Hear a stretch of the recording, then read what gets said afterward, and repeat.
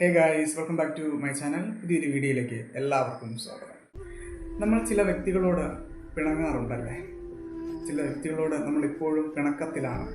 നമുക്കൊരു കാരണവശാലും അവരോട് ആശയവിനിമയം നടത്തുവാനോ സ്നേഹത്തോടെ സംസാരിക്കുവാനോ സാധിക്കാത്ത അവസരങ്ങൾ ഈ നിമിഷം വരെ ഉണ്ടായിട്ടുണ്ടല്ലേ?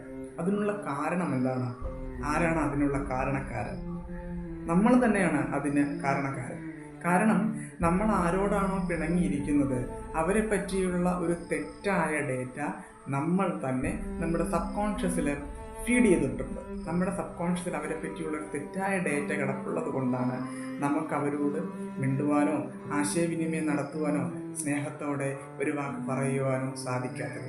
അപ്പോൾ ഇതിനു വേണ്ടി നമ്മൾ ചെയ്യേണ്ടത് നമ്മുടെ സബ് കോൺഷ്യസിലുള്ള ആ ഡേറ്റയെ വേരോടെ പിഴുതി കളയുക. സബ് കോൺഷ്യസിനെ ഒന്ന് ക്ലിയർ ചെയ്യുക. ആ ഡേറ്റയെ നമ്മൾ എടുത്ത് മാറ്റിക്കളഞ്ഞാൽ, പുറത്തേക്ക് തള്ളിക്കളഞ്ഞാൽ ആ വ്യക്തിയോട് നമുക്ക് ക്ഷമിക്കുവാനും അവരോട് ആശയവിനിമയം ചെയ്യുവാനും സ്നേഹത്തോടെ സംസാരിക്കുവാനും സാധിക്കും. ഇതാണ് ഒട്ടുമിക്ക കേസുകൾ മനസ്സിലാകാറുള്ളത്. കാരണം അവരോട് സംസാരിക്കാൻ എനിക്ക് പറ്റുന്നില്ല. കാരണം എന്താണ്? നിന്റെ സബ് കോൺഷ്യസിൽ ഒരു ഡേറ്റ കിടപ്പുണ്ട്. ആ ഡേറ്റ എടുത്ത് കളഞ്ഞാൽ നിനക്ക് ആ വ്യക്തിയോട് വളരെ സ്നേഹത്തോട് ക്ഷമിച്ച് സംസാരിക്കാൻ സാധിക്കും.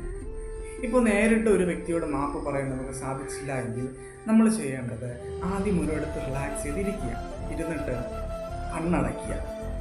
കണ്ണടച്ച് ഒരു 5 പ്രാവശ്യം ബ്രീത്ത് ഇൻ ബ്രീത്ത് ഔട്ട് എടുക്കുക. എടുത്തതിന് ശേഷം കണ്ണടച്ചുകൊണ്ട് തന്നെ നമ്മുടെ വലതുകൈ നമ്മുടെ ഹൃദയത്തിൻ്റെ ഈ ഭാഗത്തേക്ക് ഇരിക്കുക. കണ്ണടയ്ക്കുക. എന്നിട്ട് ബ്രീത്തിങ്ങിൽ മാത്രം ശ്രദ്ധിക്കുക. നമ്മുടെ ശരീരം റിലാക്സായി വരുന്നു എന്ന് നമുക്ക് ബോധ്യം വന്നാൽ നമ്മൾ ആരോടാണോ ക്ഷമിക്കാൻ തയ്യാറായിരിക്കുന്നത് അവരുടെ ഇമേജ് നമ്മുടെ മനസ്സിലേക്ക് കൊണ്ടുവരിക. അവരുടെ ഇമേജ് നമ്മുടെ മനസ്സിലേക്ക് കൊണ്ടുവരുമ്പോൾ ചിലപ്പോൾ അവിടെ എന്തെങ്കിലും ചിന്ത കയറി വരാം. അതിനെല്ലാം തട്ടി മാറ്റിക്കൊണ്ട് നിന്നോട് ഞാൻ ക്ഷമിച്ചു എന്ന് പറയുക. സോറി എന്ന് പറയുക.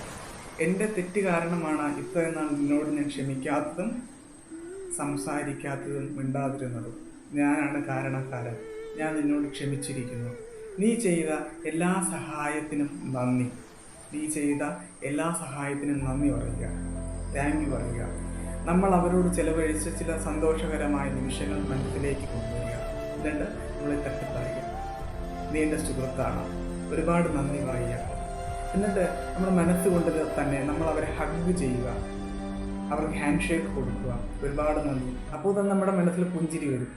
താങ്ക് യു, ഇത്രയും ദിവസം നിന്നോട് ഞാൻ മിണ്ടാതിരുന്നത്, പിണങ്ങിയിരുന്നതിന് സോറി കേട്ടോ എന്ന് പറയുക, ഒരുപാട് നന്ദി പറയുക.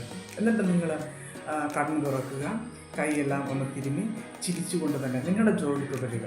ഓക്കെ, ഇതാണ് നമുക്ക് ഒരാളോട് പിണങ്ങിയിരുന്നാലോ അല്ലെങ്കിൽ അവരോട് ക്ഷമിക്കാതെ നമുക്കിരുന്നാൽ നമുക്ക് ചെയ്യാൻ പറ്റുന്നത്. പക്ഷേ ഇതിൻ്റെ ഒരു എഫക്റ്റ് നമുക്ക് അനുഭവിക്കാൻ സാധിക്കും.